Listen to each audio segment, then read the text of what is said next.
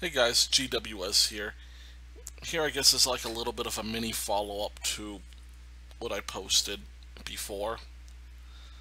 Um, and just a simple little question. Is YouTube becoming the next MySpace?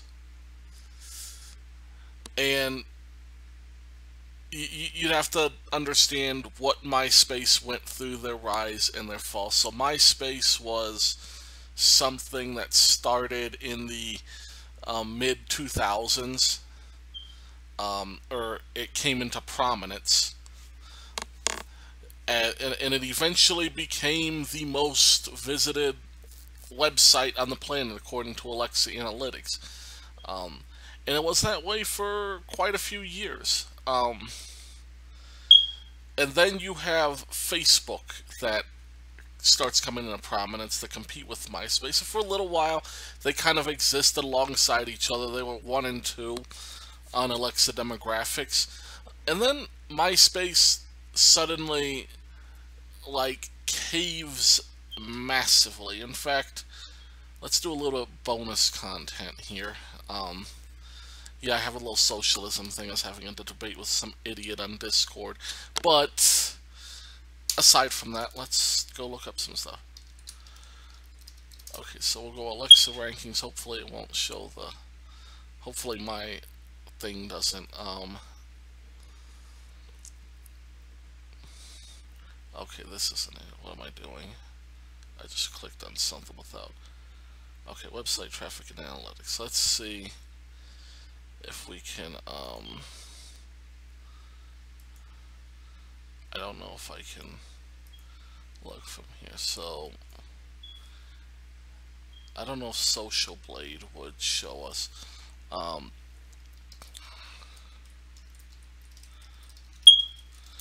Okay, let's try this. Okay, website rank or traffic rank. If this doesn't show it, I'll just go ahead and do my explanation. And this obviously isn't going to show it. So, anywho, so MySpace, just take my word for it, MySpace goes from #1 website to basically nothing within the span of a year, year and a half. Now, what happened to MySpace? They started focusing on the celebrity aspect of it, and they stopped focusing on what made MySpace great, which was the social community that it created. And then you had Facebook come in, and it just focused on the social community aspect. It didn't try to cater to celebrities or any of that. It was just your circle of friends, whatever. But when MySpace became about celebrities, that's what happened. And the reason I'm making comparison to YouTube is, look at the direction YouTube is going. YouTube used to be about individual creators, just people doing stuff in the world, doing some crazy stupid crap, evolving into a few other things like your Let's Plays, your stuff like that. Just little creators. There wasn't a big monetary thing. Then they released the partner program, and then you had the birth of the YouTube celebrity. Like your PewDiePies and your Smoshes and all that. And that was still good because it's still about the individual creators, right? Like slowly over, especially over the past 7 years, it's kind of been a slow trickle, and you're just recently seeing the problems associated with it. Is like now you're getting your, like, at first it started with the Vivo channels, like your Justin Bieber Vivo and your Rihanna Vivo and all that, and these channels just started dominating the platform, and YouTube as a consequence, started highlighting these channels. And then you get Jimmy Kimmel and the Young Turks. So pretty much what YouTube sees is there's more and more of not just the created YouTube celebrity, but just the actual celebrity presence. These people are creating channels. And then with the celebrity, now you're starting to get the politics associated with it, as these celebrities with these massive followings, more and more of them get on YouTube, on Twitter, etc., Facebook, and now all of a sudden you're getting their politics being involved. You're starting to see like fewer and fewer partners, if you can even be a partner. I was a YouTube partner from 2008 to 2016, and then they removed it, and I'm fine with that, because 175 subscribers, I don't know if that necessarily deserves a partnership, but the whole point was, it's like, I was just a little bitty channel, like just the teeniest of channels, and there were a lot of those who started with 10, 30, 100 subscribers. If you look at Game Theory, look at a channel like that, he started off with the teens of subscribers, and then it just takes like one thing, which, that's the beauty of what used to be YouTube. But now they're demonetizing stuff that is too extreme, to everything, and they're just demonetizing stuff in general. More importantly, they're allowing big companies to monetize anything with their content. And now with these big companies comes these big legal teams who are able to sue over copyrights. Watching the Steven Crowder thing, where he gets 3 strikes in one live stream, to me, that's what prompted me to make this video. Because when you have companies who are just throwing their legal weight around, like, they have no legal claim, they know they have no legal claim, but the way YouTube is set up now, in order to contest a copyright strike, you have to jump through all these hoops. Like, you have to prove that you were not in violation of copyright law to YouTube.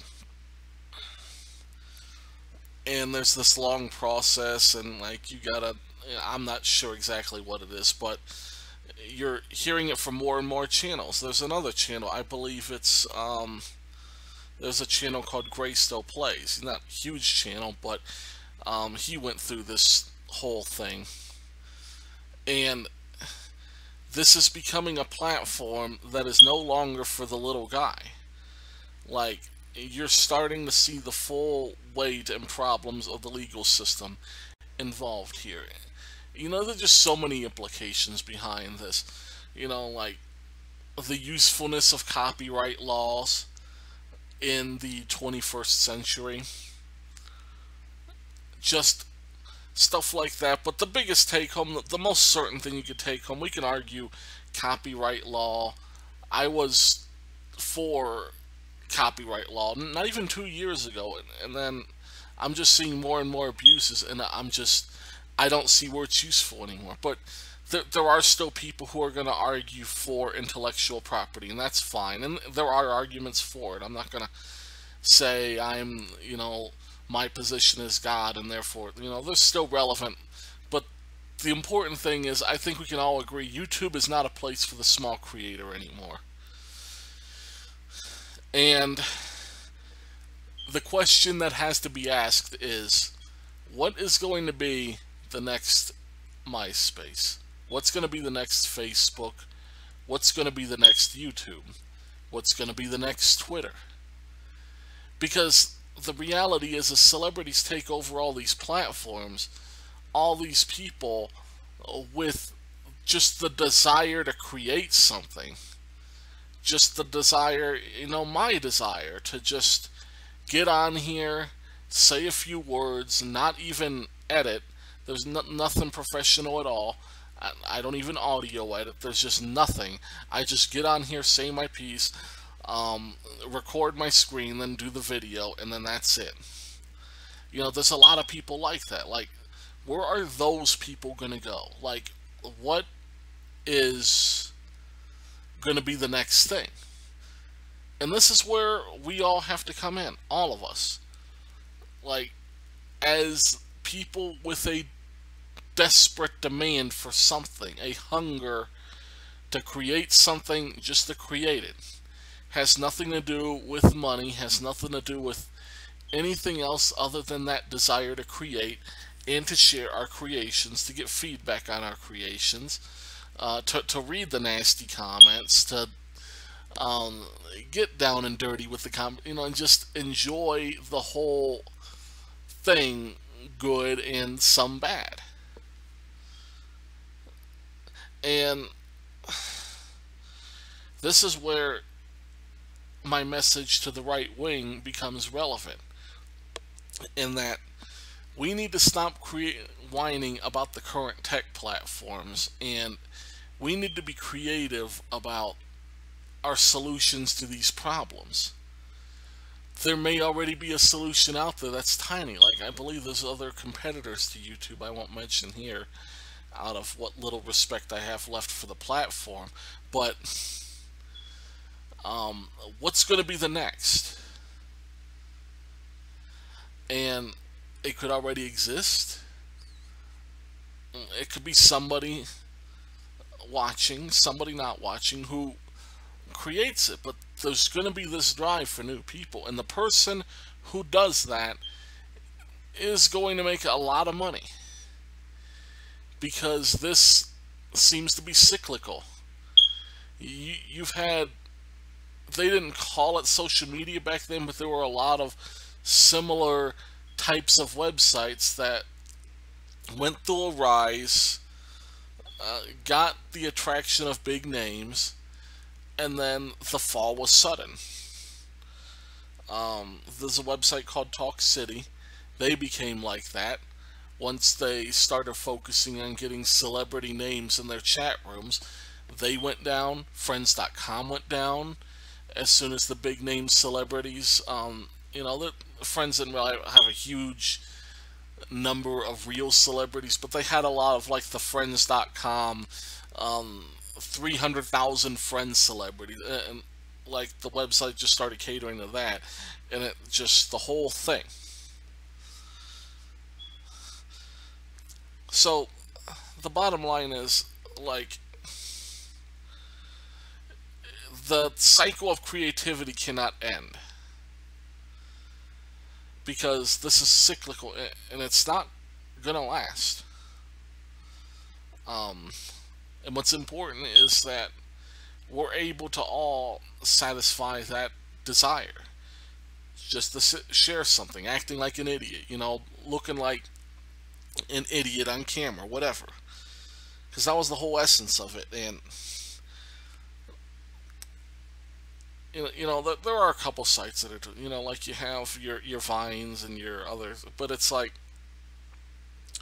we're trying to come up with solutions, and it's just like, basically, we got to be better than the whining. Okay, I think I've kind of ranted long enough on such a simple thing, but I mean, this is something we got to think about. Anyhow, thank you guys for listening, and God bless.